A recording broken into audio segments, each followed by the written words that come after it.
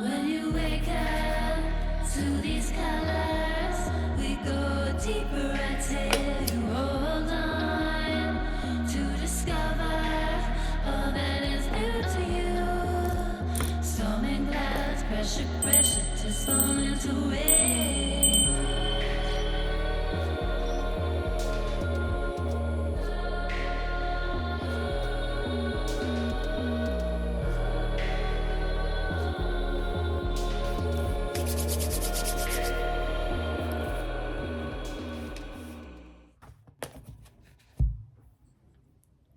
Beeswax candle.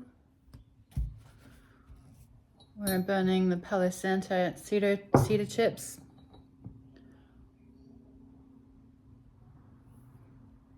With some menstrual blood for potency.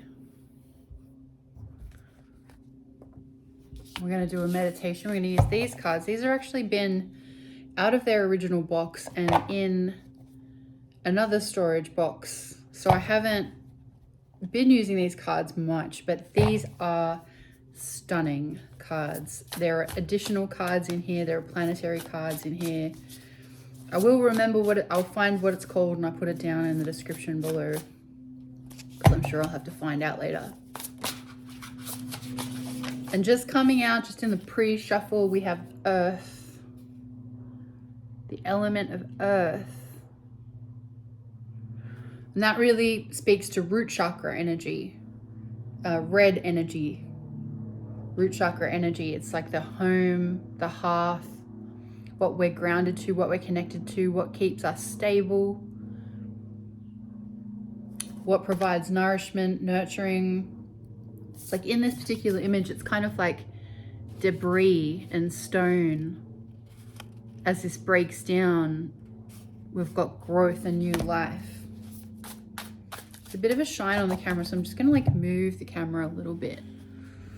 It's to do with my glasses. I don't know if I can actually escape that, but. Okay, so I had to stop the video because the camera wasn't really set up right. I still feel like I'm off to one side and a bit out of balance.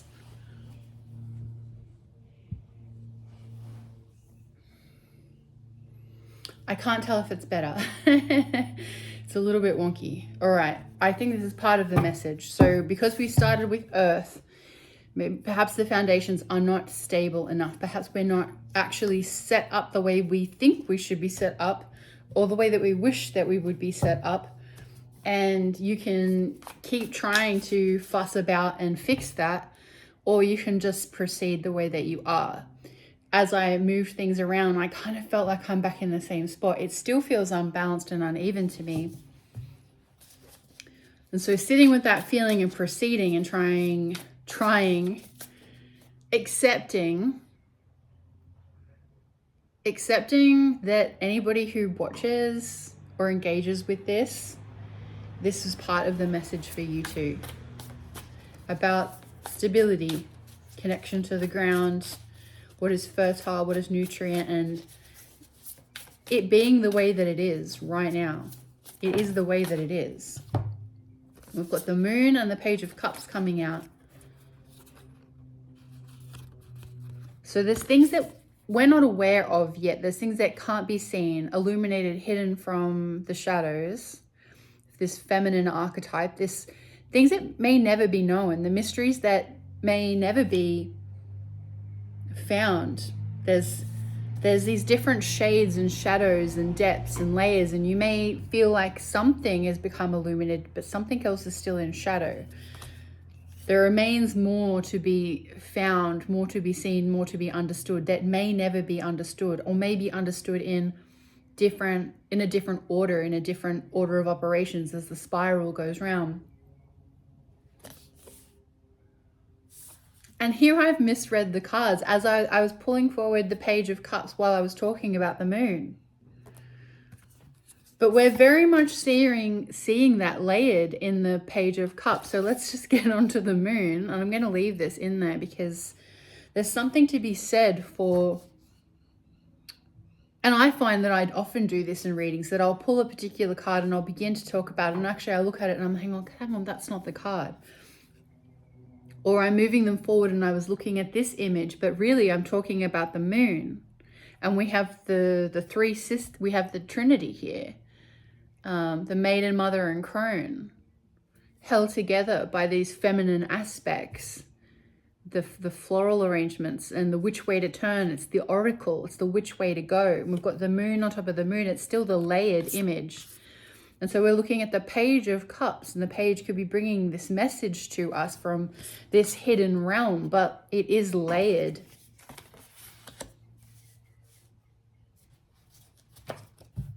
And it's mystical. It's deeply mystical. Settling into the space. I was intending to write a meditation, but I don't think I need to do the writing at the moment. We have the Three of Cups. So we've got community, collaboration, connections, our networks. This could be restoring us. We could be reaching out for our tribe to find our people. And there's a blending. There's a blending in, I don't know if you can actually see that there with the Three of Cups. There's a blending of tribe. There's being on the same page. I'm going to take a sip of cherry juice. I've really been feeling cherry juice. It's great for melatonin and inflammation, but it's also just delicious and it's very precious. And there's definitely a connection here to the feminine bloods. And cherry juice is very blood-like. And I did include a drop of my own menstrual blood into the cauldron today.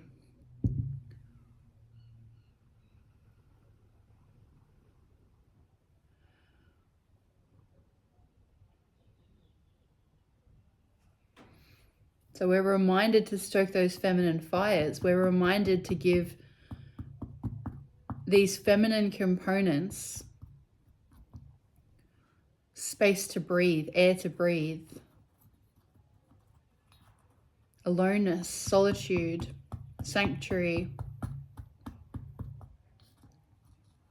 And there's a lot of talk, you know, it always kind of comes around in these spiral circles, this, a lot of talk of the feminine and feminine power, what feminine really means, how we discover the feminine in balance within the self in relation to the masculine, us all having these components and these make potentially misunderstandings of what feminine and masculine really means, actually, the attributes of them, and that the feminine is not just about, in fact, it's not often to do with gentleness or passivity per se, receptive, surrender, potentially, but feminine and masculine have all of the flavors.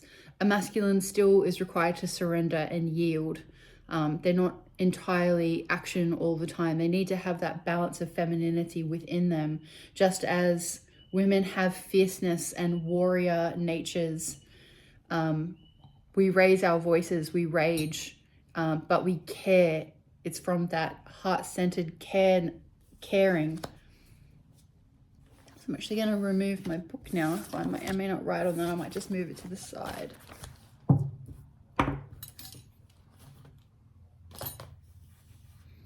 So we kind of have these. I'm going to insert an image here of the cards so far.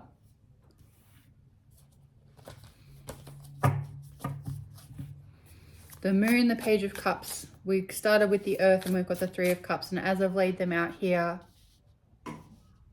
we'll get two more and then we can stick with those, Spirit. Just connecting to higher planes, source from within the light codes. Water, straight up. Frozen water, running water, sky water. How water can move and flow through the cycle of water, how water holds consciousness. hydration, which, by the way, is not just by consuming lots of water, but by consuming the foods which hold the water. That is how we receive water. That is how you stay hydrated. Not through straight water as often as you would think. It's the water we consume via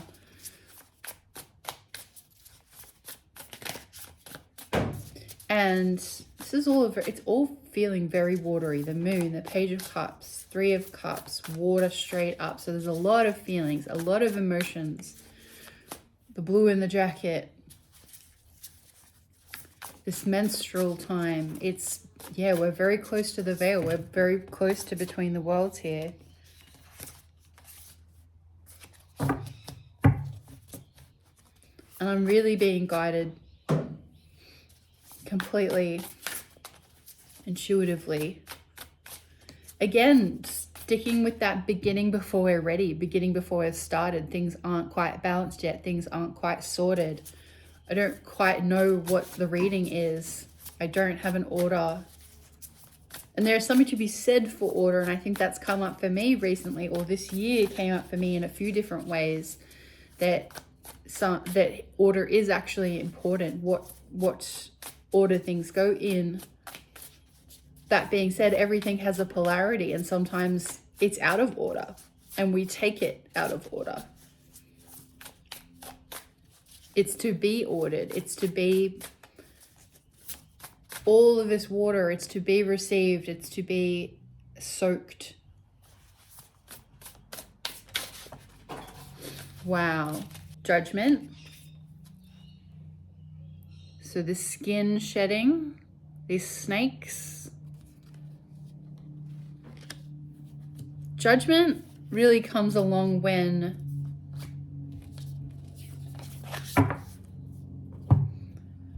the clock is up. It's judgment is time to receive the feedback of what we've put into the world, of our pathway that we've truly stepped within and without. This is judgment. There is no hiding when judgment comes. It's the things you did when no one was looking. It's the things you thought and felt that no one found out before because you didn't tell them. We've got 5 of Cups. So there's this perceived loss, something that's missing, something that we're sort of having, where we're focusing on what is missing or what is lost. There's a grief there. But there is still a very sturdy and full cup. There's a very sturdy, full chalice. That we always have to come back to. We have the Ace of Wands. So this spark of creative fire. And there's like I'm not sure what that bird is. It's not a peacock. It's not a fowl exactly, but it's kind of some type of bird with this long, large, fiery plumage. And we have the 10 of Coins. This great abundance. This great abundance of wisdom. This is the ability, the capability to share what we are abundant in, what we have cultivated and learned on our own journey, potentially the outcome of this loss sparks something new within us that we can take action on. There's a step to take leading us to this 10 of Coins portal.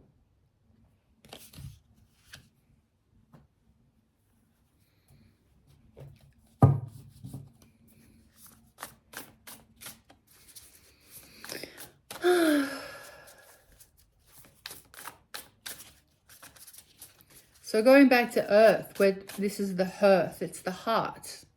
the heart of the home.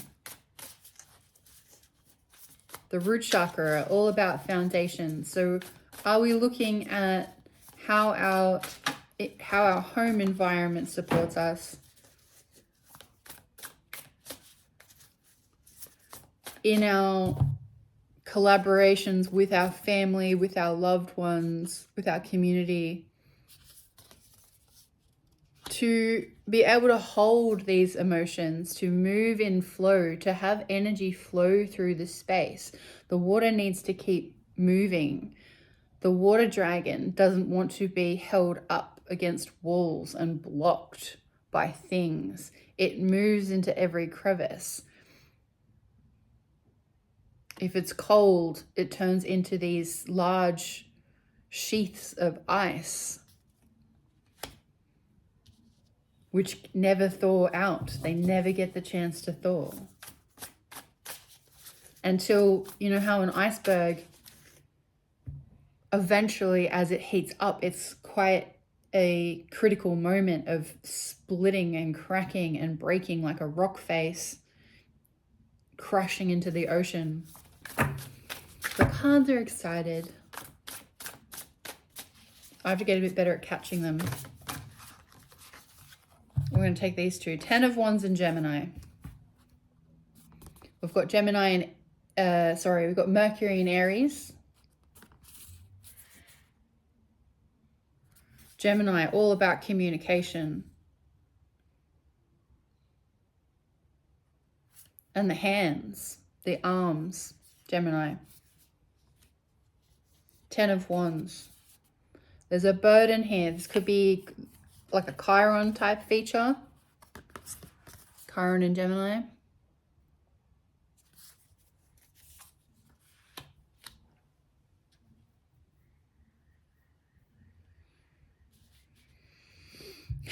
There's a sense of a burden, or trying to work through this communication, trying to work through the challenge, but doing it anyway, actually doing it, doing the work.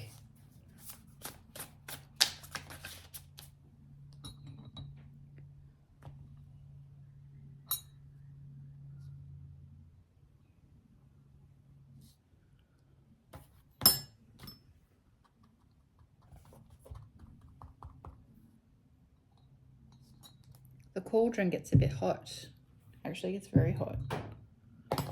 I have it sitting on a wood block.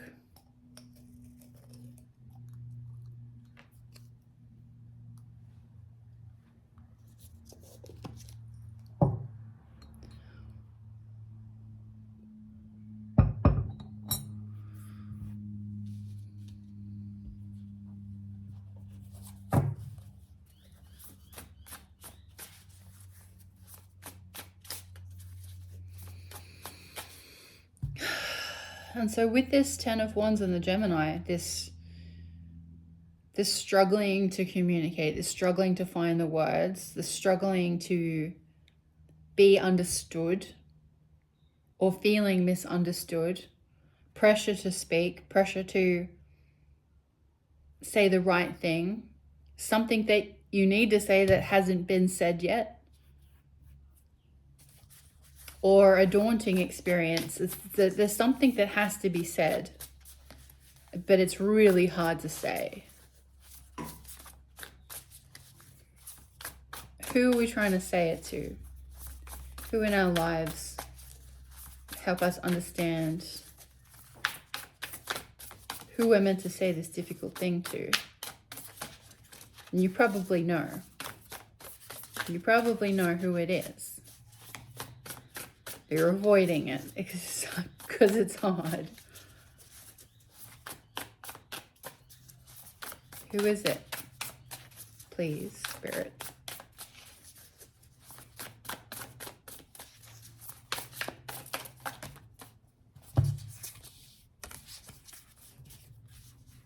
Who is it? The Knight of Swords and the Emperor. Someone combative and fiery. Someone strategic. It could be Aries. Someone who holds a lot of power, a lot of authority. Someone who's like side you want to be on. You want to be on this person's side. You don't want to be offside with them, but you're worried about speaking up because the knight is going to come with their sword.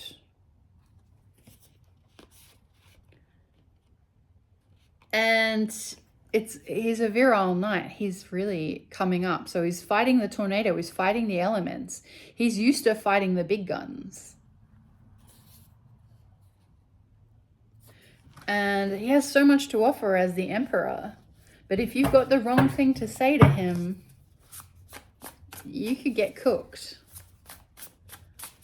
What's the advice to support Gemini? Or it doesn't have to be specifically Gemini, but just with your communication task, the thing that you have to say, the thing you have to approach.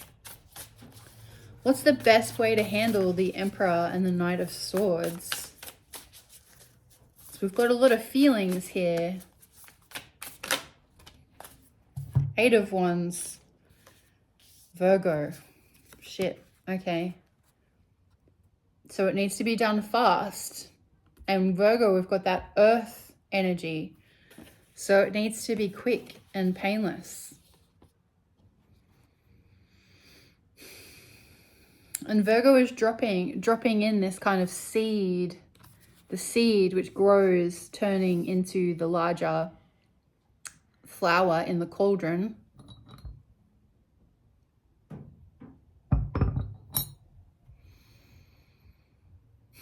So Virgo wants to be fairly analytical and pragmatic, quite, analytical, what makes sense. Like whatever you're actually communicating, which is so difficult, you need to make it make sense in a practical way.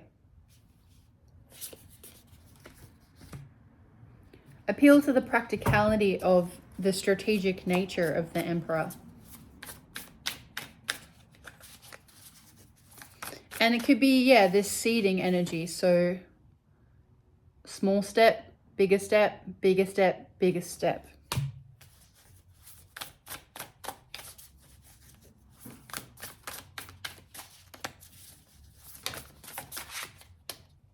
And she's the nun. The Virgo is the nun. So this is pure energy.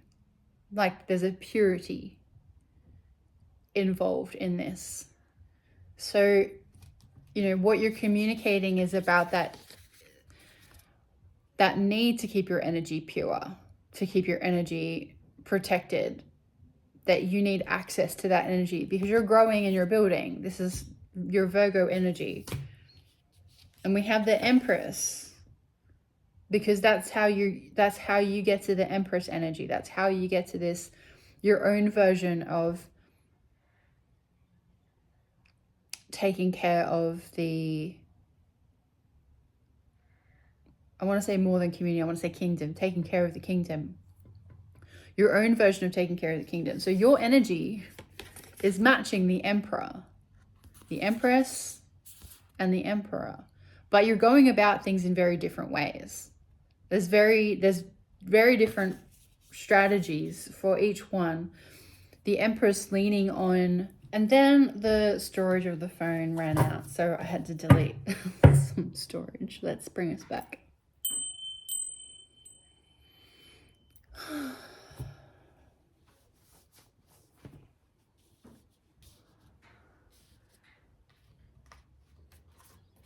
So we've got these matches here, but we're going about things in a different way. And the Emperor is all about strategy, taking land, it's material.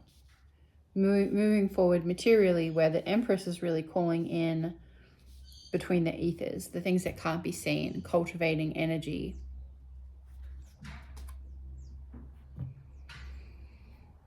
But they still do go together. But can they live together? Maybe not. So this could be the 5 of Cups, what we're walking away from. It's not just walking away. It's a loss. It's been taken. We've spilt it. It was an accident. Broken glass. Spilt liquid. And again, the blood, the veins,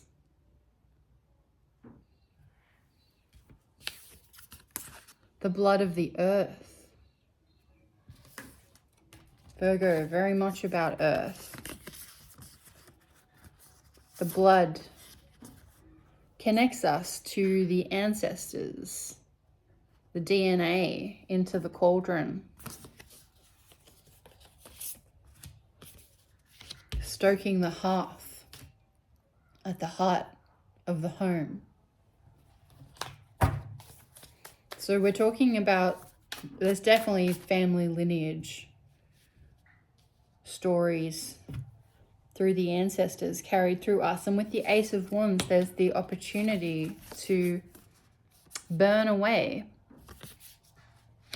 the old stories, to welcome the Ten of Cups energy.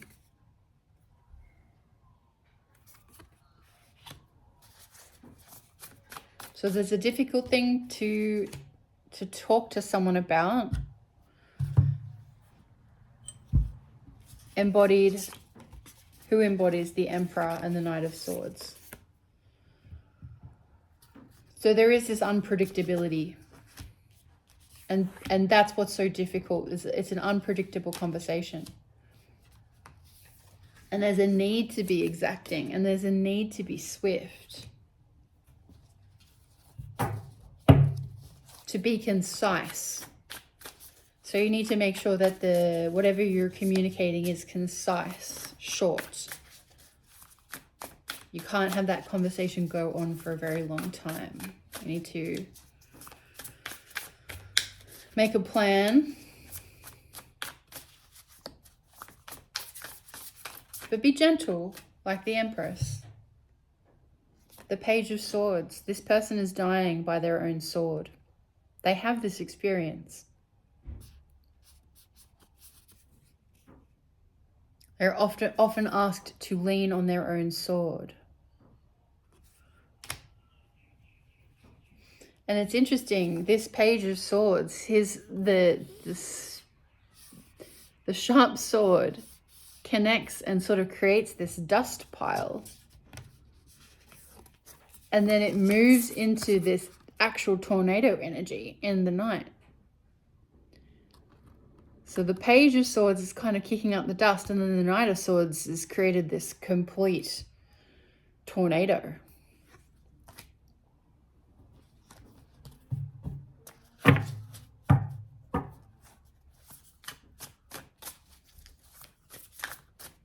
So there's anger and aggression here. There's Mars energy here. And of course, a lot of transits in Aries at the moment.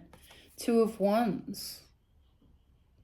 Kind of out there in the wilderness. They're very much out there in the midst of things, like on a direction, on a pathway, on a journey, but they're out there.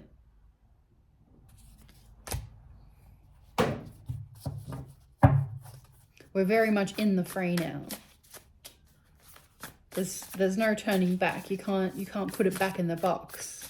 We've come too far. But there is, this relates to a vision I had recently, to a journey that I had with this vast ice realm. This person is almost encased in ice, like their emotions and feelings are iced over from a millennia, from a great, deep, long history of stories.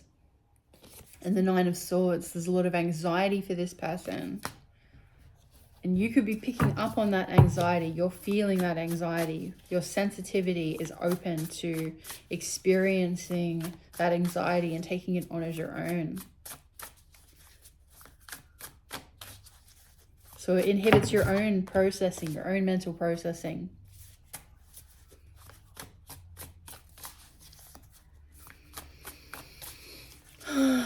So it goes back to this beginning of, there's a real need to work with that root chakra, the feeling of belonging, the feeling of being, how you support yourself in your home.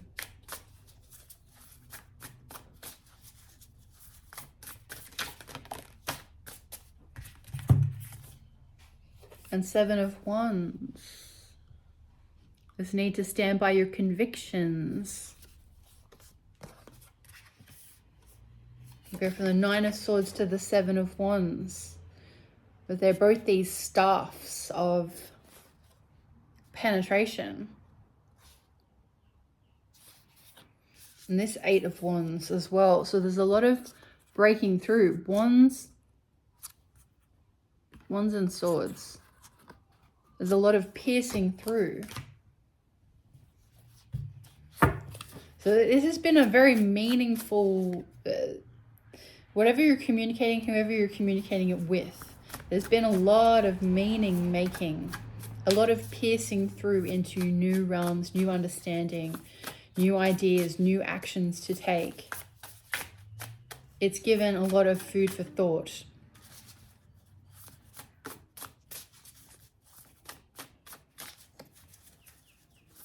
But the Ten of Wands here with the communication, it can be overwhelming. It's become overwhelming. It's become too hard to carry alongside the desired pathway.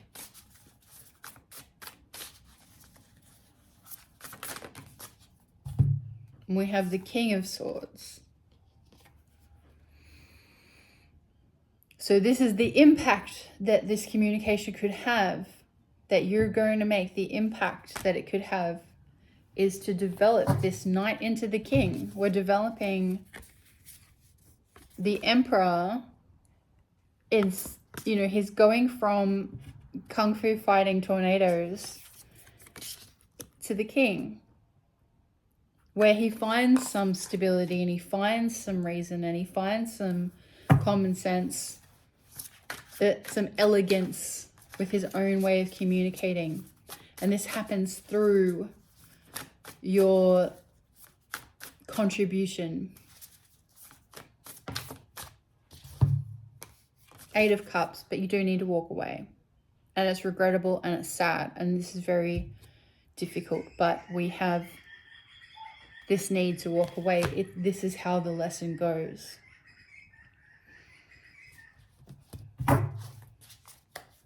Judgment. What is done is done. It's been cooked. The broth, the soup, it's come to a boil. We've let it simmer. We have what's left. Five of Swords. And it took a lot of conflict to get there. There was a lot of slicing and dicing. And the more we thought about it,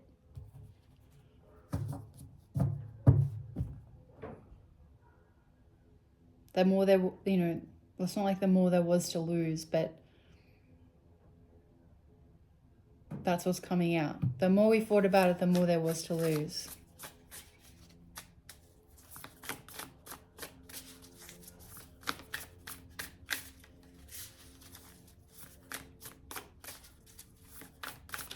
That's what we're at now. The more you keep fighting, the more you keep trying to be right, the more you keep trying to get your point across in totality, the more you sever the possibility for the outcome that we want and that we need, which may not be the outcome we think we want, but it is the outcome that we have predefined, that has been predefined. And fire, we have the regeneration with the fire burning down to create the new. So we need this destruction to come through. This is a unyielding destruction, the firepower.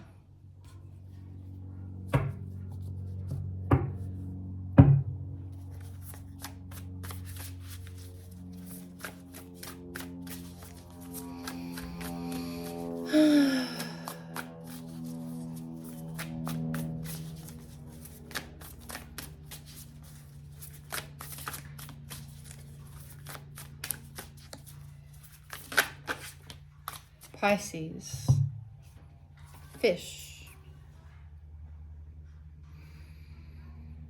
So this could be that Aries coming out of Pisces and going into Saturn. Sorry, Saturn leaving Pisces and going into Aries. where things were there's a lot of delusion and illusion, and it's come into clarity. So, you know, that the whole potential of this relationship was built within the delusion or the confusion that Pisces brought, or the soft guy. I don't want to say wishy-washy. I don't want to say that. I want to say soft guidance, meaning like not hard truths, but the opposite of a hard truth, which is like a sort of a soft, pushable, pliable, malleable, corruptible edge. The dream, the things that we dream of, that we dream for. The Three of Swords. So it is disappointing. It feels disappointing. The positive part of the disappointment of the Three of Swords is that in the scheme of things, it is not the worst thing that could happen to you. It's a minor pain in the scheme of things. So we can handle the Three of Swords. But nonetheless, we have, you know, the need to walk away. There's conflict, there's confusion. It's disappointing. But get clear, get practical, short, succinct advice to move forward, to share with the Emperor, to overcome this communication challenge. We have one more. We'll do an Australian wildflower card. We'll do an oracle card. We'll just take these final three. King of Wands, the Eight of Coins, and the new dawn of the Three of Wands. What we see coming over the horizon. There is a new dawn. There's a mastery going on here. So this is, you know, something where we've been around this block a few times. We've had to do this before. This is something that we've had to do again. We need to keep getting better at it and moving towards that new dawn. And the King of Wands. So really being able to articulate that firepower, to be discerning, to control it. So where this fire needed to burn everything down to the ground in order to regenerate, to bring something anew, that firepower now becomes part of our artillery, and the king now owns that firepower to be used discerningly. And this is something we've had to do before and we've had to master. But there is a new dawn coming. There's something over the horizon. Something that is coming in to find us. And it goes back to the moon and the Page of Cups. There's these layers that we can't know about. We can't see them. We can't see them all at once. Right when we think something's been illuminated, something else appears. We can't see it all at once. And we can't find it all at once. And there may be things that we just never know and we never find. These are the mysteries of the feminine in between.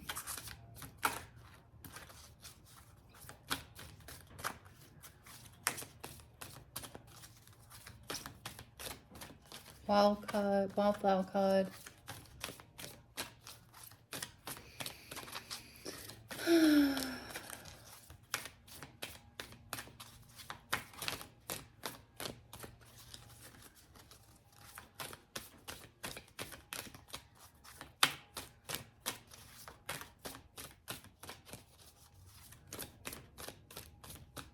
Do you want me to reach in for you?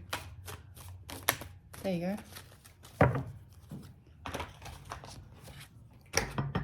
Wedding bush commitment. Okay, well that's interesting. This is a commitment that you've made. So you may feel this can be commitment on many levels. So there is this commitment from the divine plan. You're committed to the divine plan, which you agreed upon before you got here. So while you feel like you're wanting to be committed in the earth realm, is this really a commitment from beyond? This could be from another life, a commitment which was made, and now it's recommitting to self.